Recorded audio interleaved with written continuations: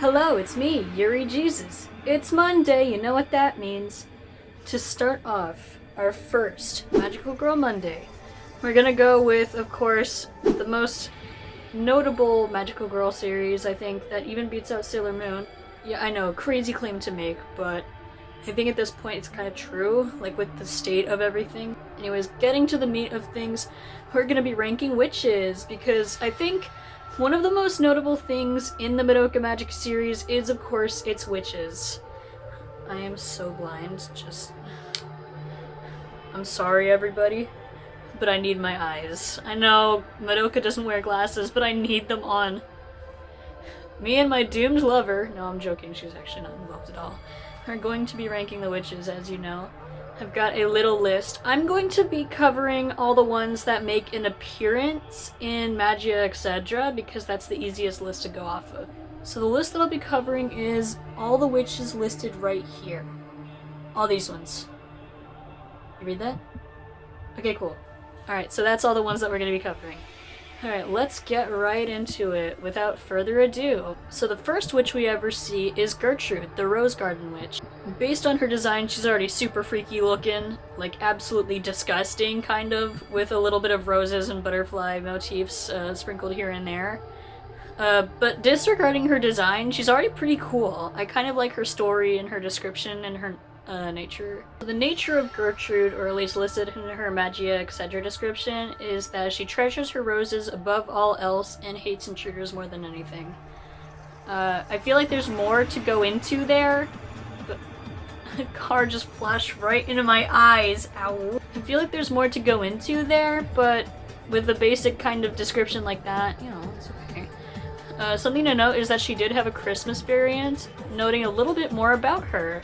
The fact that she's kind of lonely and envies people who have, you know, lovers and friends and family. I think that's kind of neat. Though I wish they would go a little bit more into it. I wish we had more descriptions on the lives of these witches. Thank goodness we have a couple witches with those descriptions. As for her placement, I think we'll put her at a solid A. Next we're moving on to Soelika, or the Darkness Witch. She did not appear in the show. We only ever saw her familiars, and I honestly like the designs of her familiars, they're kind of cute. Her description is that she is the remains of a girl who refused to wake from dreaming.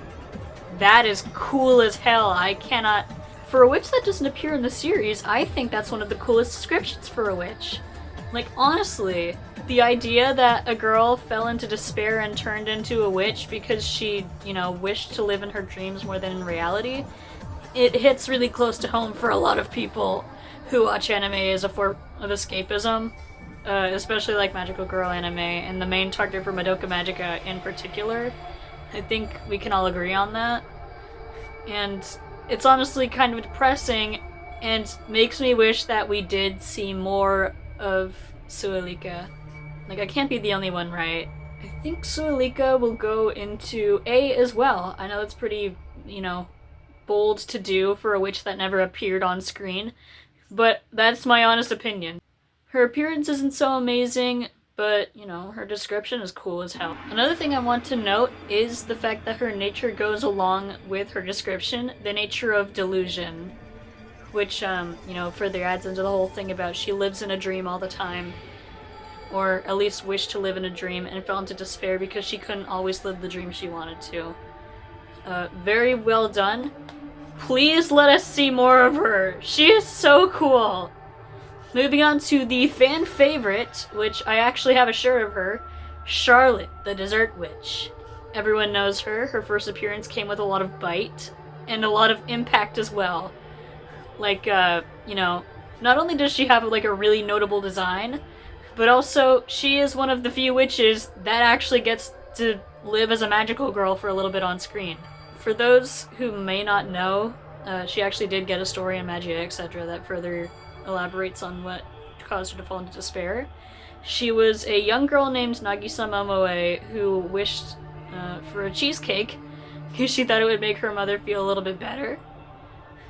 She didn't even like cheese, which it's strange because in every single interpretation of media that we ever see, she is always obsessed with cheese, and then in this one, she doesn't like cheese.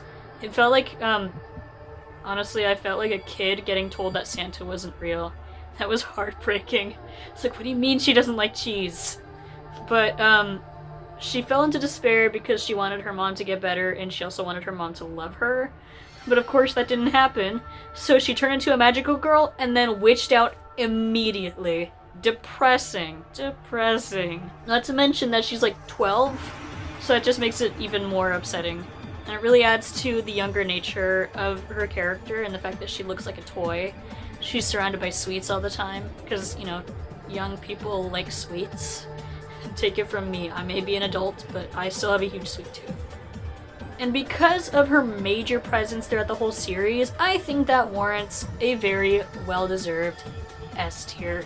Moving on to one of my favorite witches, Kirsten, aka HN Ellie. I really like her design and her angelic themes, as well as like the whole thing about the TV screens. My goodness, her appearance is so underrated, I think. Like, if any witch should get attention in a further update, it should be her. I want to see more of the Darkness Witch and the Box Witch. Like, they are so cool. I know I say that a lot, but it's true. They are amazing. She is the witch that we see when Sayaka is first revealed to be a magical girl, and I really like her whole things about she wanted to be an idol, but it backfired on her, so she fell into despair and became a witch. That was really cool. And the fact that she is trapped inside of a box of her own making, like hiding herself away, that's kind of it's impressive. It's impressive. I don't know. I'm running out of synonyms or things to say to express how much I love these witches. Don't worry, we will get into ones that I don't like so much, but so far we're on to the ones that I love. Madoka Magica did great with its first couple of witches. Her fight scene was impressive. Her freaking, I must say, I don't want to talk about Magia Etc. too much, but her battle in Magia Etc. was kind of cool. Like, she fights with her familiars, and even her battle in the actual show was kind of cool. The fact that she, you know, used a whole different style for even Madoka, like, you know, taking away her lines, kind of seeing right through her, you know, that's kind of a nice little, you know, metaphor.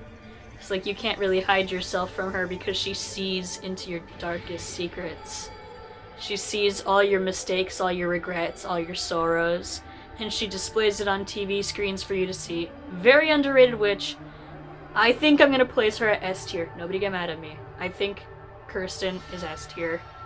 Like, just listen, bear with me. She's great. She's awesome. Moving on to Albertine, the graffiti witch. She is another witch that we don't initially see. We see her familiars, which a cool fun fact that I learned is that initially the familiar was supposed to be the witch, but they were like, no. I don't remember what made them change their minds, but, you know, I kind of like Albertine's design. It looks a lot like a doll. And I mean, like, you know, those, like, plastic dolls that have, like, you know, it's like they have, like, you know, kind of fluffy hair, but in general it's, like, all plastic and kind of uncanny looking. Especially her haunting eyes. They're so weird. Though, I'll be honest, she didn't leave a heavy impact on me. The descriptions for her familiars is kind of cool, where they turn humans into balls and they must bounce for every lie they've told. So that kind of, you know, explains to me that maybe one of the reasons why Albertine turned into a witch is because of a lie told to her that deeply affected her.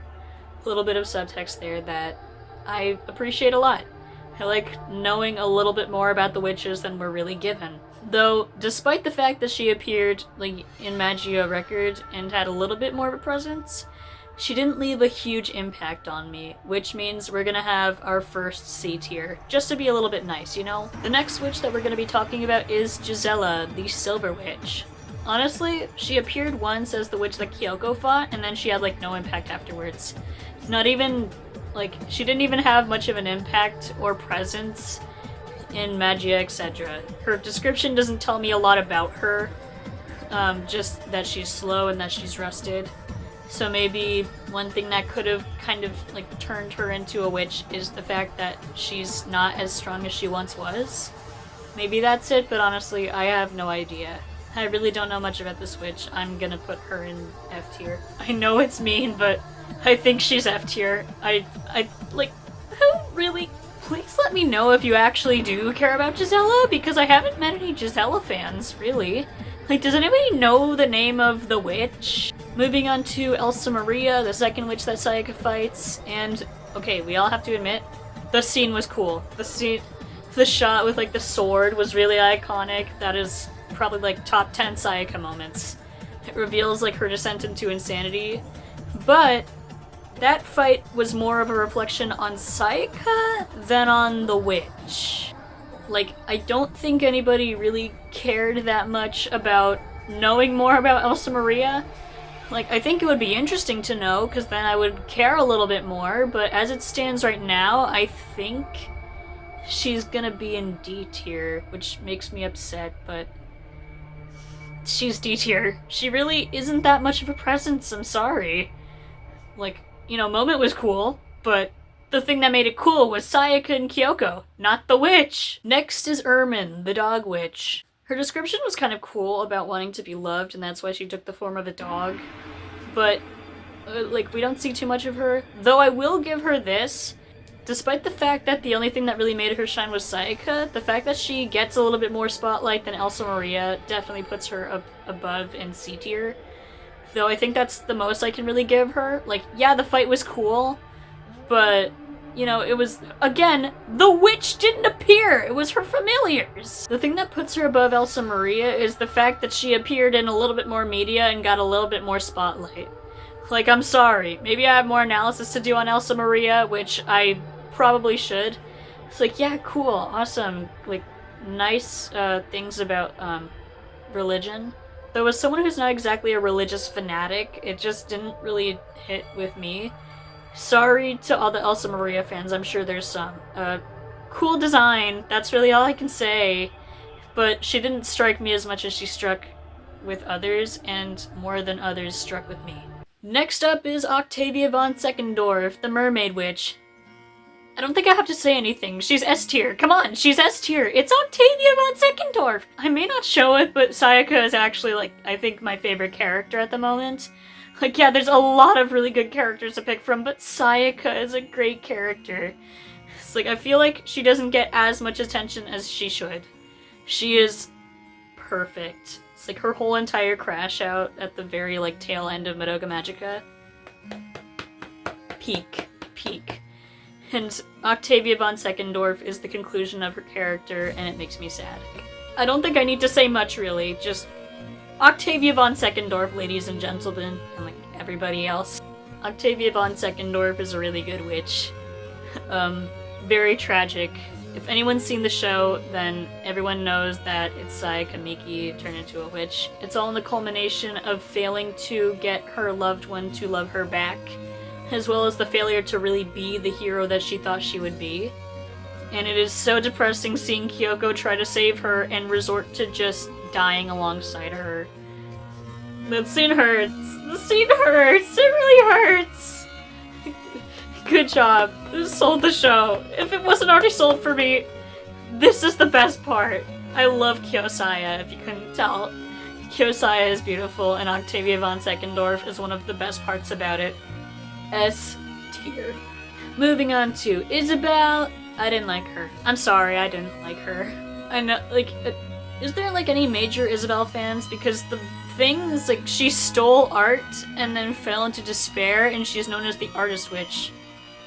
Now, I know art is not very easy, but put in the work, put in the effort, and you can be the artist that you always wanted to be. Do not steal art. Art thieves are bad. Art thieves are really annoying. Just don't do it. And the fact that she did it puts her down into F tier, because she couldn't even be a notable presence. Like, all she did was attack Homura in a freaking lightning round for witches. She's not really amazing. I don't think I've ever met an Isabel fan. So, unfortunately, she's F tier. Not to mention we have, like, another artist witch who we'll get to. I know I said I would stick to, like, mostly Magia, etc. witches, but I make exceptions. Next it is Patricia, the chairperson witch. I like Patricia. I like Patricia a lot. Even though she was, again, in a lightning round and she wasn't very notable, I think she stands out to me the most in the lightning round witches. All of them are okay, they're alright, but the one that sticks with me the most is, of course, Patricia, because she looks like a spider, and her labyrinth is dangerous as fuck. What happens if you fall off the clothing hangers? Do you just die? Do you get stuck in the void? What happens? I don't want to find out. Not to mention the whole thing about, like, the hands coming out of the skirt. I don't think I have to say much about that. And, It's depressing. That's most likely the reason why she became a witch. I'll put her in B tier. Patricia is good. Not to mention that she appeared again in Magia Record, and I liked that episode. I really liked it because it was the return of our favorite girls. Like, every girl in Magia Record who's, like, exclusive to Magia Record, not bad, but it's just nice to see the girls again, you know? Like, to see the Holy Quintet. Anyways, Patricia B tier. I can't really put her any higher, but I refuse to put her any lower. Patricia's a good witch. She's okay. You can't see it, but there's a bus outside and it's hurting my eyes. Moving on to Roberta, the birdcage witch. I like the whole thing about feeling trapped from exterior forces, rather than the witches who trap themselves willingly, such as Kirsten. It's kind of interesting, and the idea that a magical girl made her wish when she was really young, and, like, had to grow up and learn how to be an adult while still being a magical girl. I think that's kind of interesting, and the fact that she's got, like, you know, alcoholic sort of motifs, like, here and there. It's interesting. And even some people theorize that that was Madoka's teacher. I think that's cool. I wish that was canon. I want it to be canon. If you... Aniplex, if you're hearing this, a word to make it canon. That would be really freaking cool. I think, like, you know, the idea that there is a timeline where Madoka's teacher becomes a magical girl, like, that's kind of impressive. I know it's, like, there's no chance of it happening, but, you know, it's a cool idea. The only adult magical girls we get are Yachio and Mifuyu, and I feel like we have potential to do more, you know? I think it would be cool. We have lots of room for a lot of potential magical girl stuff to do in the Madoka Magica universe. Why not make Madoka's teacher a magical girl? Or just a teacher in general, a magical girl. It'd be cool, you know? As replacement, I'll put Roberta in... I'll put her in B tier. Now we get to the stage witch. Walpurgisnacht. She is feared, she is powerful, she is the final boss. And one of the most notable witches ever aside from Charlotte. Like, Charlotte was a starter threat. Walpurgisnacht brings the end of the world. We don't get much in terms of story, but I think she's an event more than she is a witch. I remember seeing a theory that she's actually a coven of witches all brought together, and the idea that she consumes other witches and sort of, like, absorbs them into herself to become stronger. That's crazy. That's insane. That's... wow. That would be cool, because it would make her scarier than she already is, and that's hard to achieve. She is a menace, and she goes into S tier. S tier for Stage Witch. Next up on the list, I'm gonna say Homo Lily, because that's chronological. Homo Lily, the manifestation of Homura's despair. I need to give a round of applause. She is brilliantly executed. The red spider lilies all over her head, which is a sign of loss, and it represents the amount of times that she's lost Madoka and fought to keep her, not only just to herself, but also safe.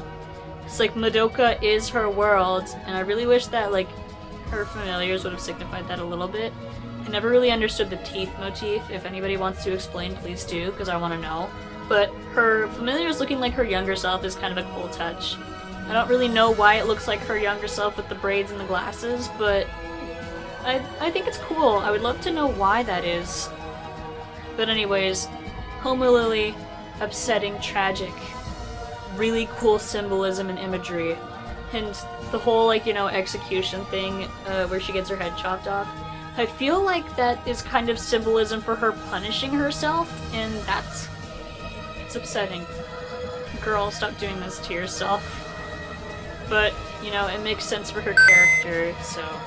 I think that will wrap everything up for now. In a part 2 next Monday, I'll be ranking every other witch from Madoka Magica as well as Magia Record. Stay tuned for that. I look forward to seeing you, and I don't know if my opinions are shared by anybody. If you agree or disagree, please let me know. And if you disagree with some of my reasoning and you think a witch should be higher, tell me. I would love to know how much I should be loving this witch of yours. Like, please explain to me if I'm incorrect about Isabel, or if I'm incorrect about Elsa Maria, because I'm sure I'm wrong about Elsa Maria. That's the one that I'm most sure of. But yeah, I will see you soon. Thank you so much for joining me.